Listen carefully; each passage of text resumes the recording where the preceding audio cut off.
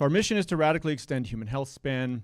The company was founded really on this observation that all of the major diseases which take us out in life, whether it's cancer, heart disease, diabetes, dementia, they're all correlated with age. You know, most Nobel laureates, they did their breakthrough work in their 30s and their 40s. We only get this brief moment to really try to give back to society, and right around the time we've started to collect our wisdom and experience, you know, our bodies and our minds start to give out. In my view, this is the decade where we have a chance with the state of technology, with machine learning, single-cell sequencing costs declining, that we could actually make a dent in this problem and really show progress on it, but it's going to take smart people coming together and working really hard.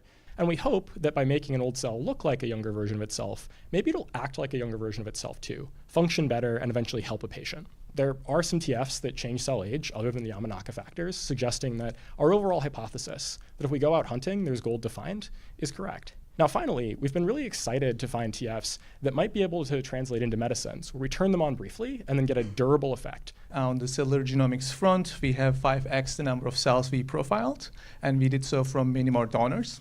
And we have also cut down the cost significantly per reprogramming test, roughly 75% reduction. We are able to detect many more hits compared to what we would have detected using more suboptimal protocols. Over the course of the last year, we've been able to dramatically improve our model performance. Our models generalize well to new tasks, and as a result, we've set some ambitious goals for the remainder of this quarter. Although this is a hard problem, we've been making significant progress.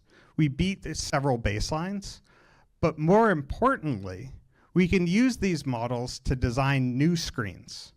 We can build screens that are much smaller, give us far more hits. Why are we here? We're here because we want to try and solve some of the underlying causes of human disease. Over the course of the last year, we've added one new therapeutic program, which I'll tell you about in a few minutes.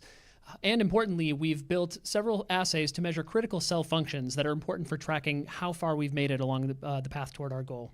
So as we've just heard, we have both experimental techniques and computational models that allow us to identify transcription factor sets that seem to make cells look phenotypically younger.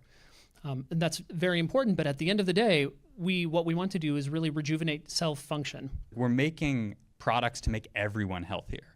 Now that might sound trite. It's like, of course you want to make products that make everyone healthier, but this is actually very uncommon in biotech.